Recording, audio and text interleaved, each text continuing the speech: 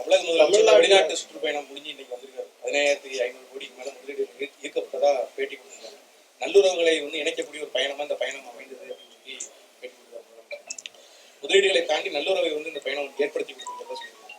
எந்த நாட்டுக்கும் அவரு ஒரு நாட்டினுடைய இல்ல இந்திய நாட்டுக்கும் லண்டனுக்கும் போய் நம்ம முதலமைச்சர் போய் நல்லுறவு ஏற்படுத்திட்டு வந்தாங்களா? ஜெர்மனுக்கும் லண்டனுக்கும் போயிட்டு வந்தாங்க. போயிட்டு வந்த பயணம் நல்லுறவை அதான் நல்லுறவுனா இந்திய நாட்டுக்கும் ஜெர்மனிக்கும் நல்லுறவு ஏற்படுத்திட்டு வந்தாங்களான்னு தெரியல எனக்கு. சென்னையில இருக்கிற ஹிந்துஜா ஃபைனான்ஸ் ஹிந்துஜா கன்சர்ன் இங்கிலாந்துல இருக்கிற Hinduja finance Hinduja group of கம்பெனிஸ்ல போய் இன்வெஸ்ட்மென்ட் பண்ணியிருக்கிறது. இதை பத்தி என்ன சார்? அதாவது நான் ஏற்கனவே ஒரு வெள்ளை அறிக்கை கேட்டிருந்தேன், அதுக்கு இன்னைக்கு வர பதில் இல்லை. நான் ட்விட்டரில் ஒரு வாரத்துக்கு முந்தி போட்டிருந்தேன். போட்ட உடனே மதிப்புக்குரிய தொழில்துறை அமைச்சர் பாரதிய ஜனதா கட்சி தலைவர் பொய் சொல்கிறாரா, அதுதான் பதவி அழகான்னு கேட்டார். ஆனால் நான் கேட்ட கேள்விக்கு பதிலே இல்லை. மறுநாள் போட்டால் பதிலே இல்லை. ஏன்னா ஏற்கனவே இருக்கிற கம்பெனியை, ஆல்ரெடி இங்கே இருக்கக்கூடிய கம்பெனியை அங்கே போய் இவங்க கூட்டிகிட்டு எக்ஸ்பான்ஷன் பண்ணியிருக்காங்க. அதே கம்பெனி நாங்கள் கொண்டு வந்தோன்னு சொல்லி அதில் லிஸ்ட்டில் இந்த சொன்ன 15,000 கோடியில் அதுவும் அடங்கும். நான் சொன்னதுக்கு பதிலே சொல்லலை. இல்லை இது வரைக்கும் எத்தனை கம்பெனி போயிருக்கு, எத்தனை நாட்டுக்கெல்லாம் போயிருக்காங்க, எவ்வளோ கம்பெனி வந்திருக்காங்க சொல்லணுமா இல்லையா? நிகழ்வுகள் பாஜக கூட்டணியில் நடைபெறக்கூடிய நிகழ்வுகள் மன வருத்தத்தை ஏற்படுத்தக்கூடிய அளவில் இருக்கிறது. முன்னாள் தலைவர் அண்ணாமலை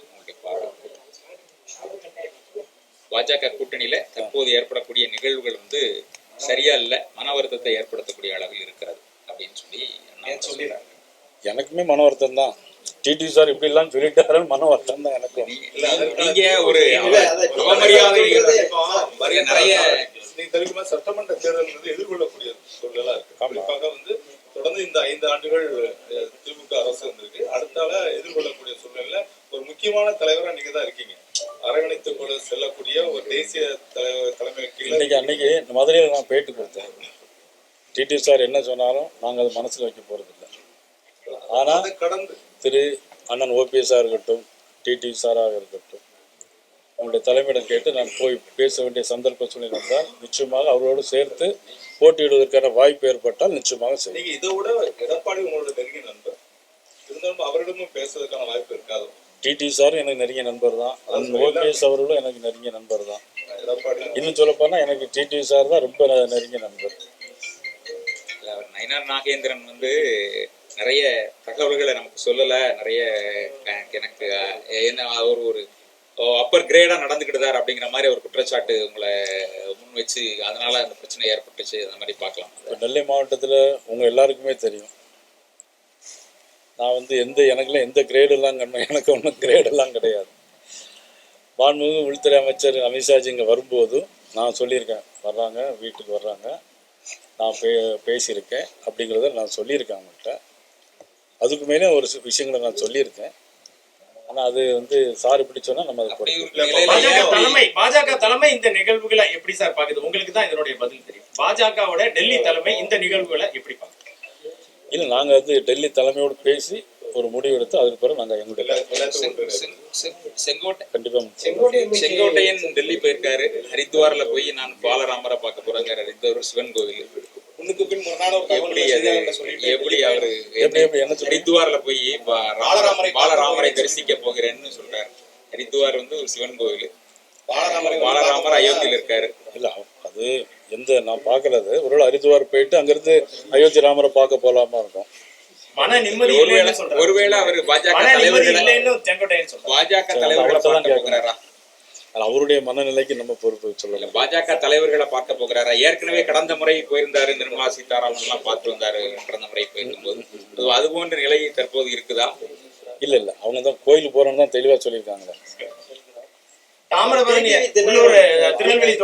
ரொம்ப தெளிவா சொல்லியிருக்கிறார். ஒரே விஷயம், அண்ணாமலை அவர்கள் இப்ப இருக்கிற வரைக்கும் எங்களை கூட்டணியில ரொம்ப நன்றாக நடத்தினாங்க. அதன் பின்புதான் அந்த கூட்டணியில் இவ்வளவு பெரிய சிக்கல் அல்லது ஒரு முரண்பாடு ஏற்பட்டிருக்கிறதா சொல்லியிருக்கிறார். அவருடைய கருத்தினுடைய வெளிப்பாடு ஒருவேளை அண்ணாமலை தலைமையில இருந்தா அந்த கூட்டணியில நாங்க தொடரலாம்ங்கிறது ஒரு சமிக்கையா சொல்றாருன்னு நீங்க நினைக்கிறீங்க? அதை நீங்க அவர்கிட்டே கேட்டுக்கலாமா? டிடி சார்ட்டே கேட்கலாம். நீங்க நெல்லைக்கு அமித்ஷா வரும்போது என் வீட்டுக்கு வராருன்னு அவர்கிட்ட சொல்லியிருந்தீங்க. அப்ப அவருக்கு அழைப்பு கொடுத்துருந்தீங்களா? அவர் வரதுக்கு இல்லை, வீட்டிலேருந்து கட்சிக்காரங்களுக்கு யாருக்குமே அழைப்பு கிடையாது. மீட்டிங்ல வந்து நான் சொல்லியிருக்கேன். வீட்டுக்கு வர்றாங்க, நான் கருத்துக்கெல்லாம் பேசியிருக்கேன், அப்படி தகவலை சொல்லியிருக்கேன்.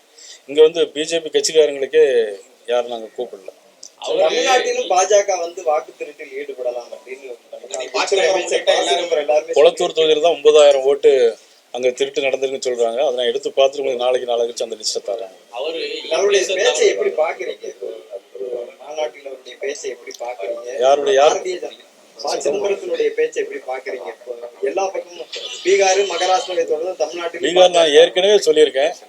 உங்களுக்கு 65 லட்சம் ஓட்டில் 30 லட்சம் பேர் இறந்து போனவங்கள சேர்த்து வச்சிருக்காங்க. அதில் 19 லட்சம் பேர் ஊர்ல இல்லை. மீதி இருக்கவங்க பார்த்தீங்கன்னா எல்லாம் இடம் மாறி போயிருக்காங்க.